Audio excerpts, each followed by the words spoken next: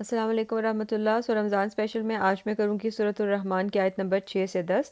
اعوذ باللہ من الشیطان الرجیم، بسم اللہ الرحمن الرحیم۔ آئی ہوپ سب نے پہلی 5 آیتیں یاد کر لی ہوں گی۔ الرحمن علم القرآن، قرآن کی تعلیم دی۔ خلق الانسان، انسان کو تخلیق کیا۔ علمہ البیان، اور بیان ہمیں اسپیچ سکھائی۔ الشمس والقمر بحسبان، جو سورج اور چاند ہے وہ اپنے اپنے آربٹس میں گھوم رہے ہیں۔ اور اب اگلی آیت دیکھتے ہیں۔ سورج کی اور چاند کی بات ہوئی تو آگے دیکھتے ہیں۔ والنجم والشجر یسجدان، تو اس کا ترجمہ ہے اور ستارے اور درخت اللہ کو سجدہ کرتے ہیں۔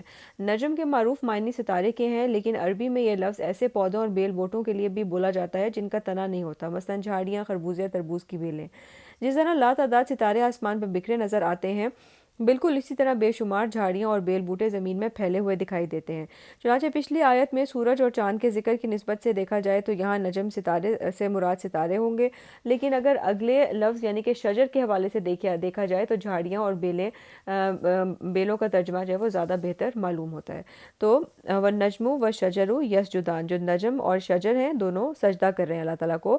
والسماء رفعها ووضع المیزان، اس کے بعد آگے آتے ہیں آسمان کی بات، اور آسمان کو اس نے بلند کیا اور میزان قائم کیا۔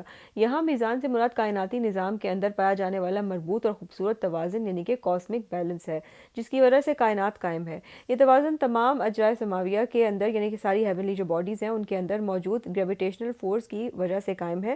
قدرت کی طرف سے ہر ایک جو باڈی ہے کرے کو دوسرے سے فاصلے اس لائک جو دو باڈیز ہیں یونیورس کے اندر، ان کا جو فاصلہ جو ڈسٹنس ہے اس کی کشش کی طاقت کی نسبت سے رکھا گیا ہے۔ اگر کہیں یہ فاصلہ ایک طرف سے تھوڑا سا کم یا تھوڑا سا زیادہ ہو جائے تو سارا نظام تباہ ہو جائے گا۔ اس طرح اللہ تعالیٰ نے کائنات کی تمام چیزوں میں ایک توازن قائم کیا گیا، ایک میزان قائم کیا ہے۔ تو والسماء رفعها ووضع المیزان، آسمان کو اوپر اللہ تعالیٰ نے ہمارے بنایا، اس میں ایک توازن قائم کیا ہے۔ اور کس لیے قائم کیا ہے؟ اللہ تطغوا فی المیزان، اس لیے کہ تاکہ تم بھی میزان میں زیادتی مت کرو۔ اس کائناتی توازن کا تقاضا یہ ہے کہ اس کائنات میں رہتے ہوئے تم بھی عدل اور انصاف پر قائم رہو۔ آیت نمبر 9 ہے وَأَقِیمُوا الْوَزْنَ بِالْقِسْطِ وَلَا تُخْسِرُوا الْمِیزَانَ، اور اس کا ترجمہ ہے کہ اور تم قائم رکھو وزن کو انصاف کے ساتھ اور میزان میں کوئی کمی نہ کرو۔ کسی بھی نظام میں توازن قائم رکھنے کے لیے اس نظام کے اندر عدل قائم رکھنا یعنی کہ اس کی ہر چیز کو اس کے اصل جگہ پر رکھنا ضروری ہے۔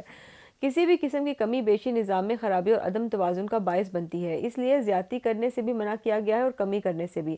خالق کائنات نے اس کائنات کو پورا نظام توازن اور عدل و قسط پر قائم کیا ہے، اور وہ چاہتا ہے کہ انسان بھی اپنے دائرہ اختیار میں اسی توازن اور عدل و قسط کو ملحوظ رکھے، اس میزان میں کوئی خرابی نہ کرے، ورنہ سارے نظام معیشت جو ہے وہ فساد پھیل جائے گا۔ تو ایک اپنی ڈیلی لائف کے اندر بھی ہر چیز کے اندر میزان کو قائم رکھنا، انصاف کو قائم رکھنا بہت ضروری ہے۔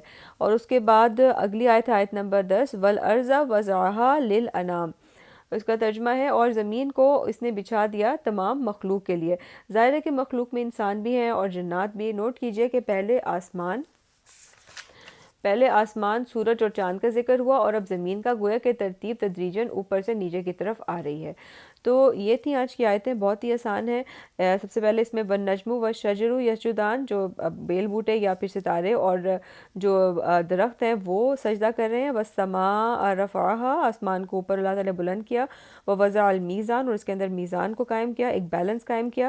اللہ تطغوا فی المیزان، تاکہ ہم سب بھی اپنی زندگی میں بیلنس کو قائم کریں۔ وَأَقِیمُوا الْوَزْنَ بِالْقِسْطِ وَلَا تُخْسِرُوا الْمِیزَانَ، اور بالکل بھی اس کو ہاتھ سے نہ جانے دیں جو توازن قائم رکھنا ہے اپنی زندگیوں میں۔ وَالْأَرْضَ وَضَعَهَا لِلْأَنَامِ، اور زمین کو اللہ تعالیٰ نے تمام جانداروں کے لیے ایک جائے پناہ بنایا ہے۔ تو ان آیتوں کو بھی انشاءاللہ آج ضرور یاد کر لیں، ترجمے کو دماغ میں رکھتے ہوئے یاد کرنا آسان ہو جاتا ہے، اور انشاءاللہ کل ہم اگلی 5 آیتیں کریں گے۔ فی امان اللہ۔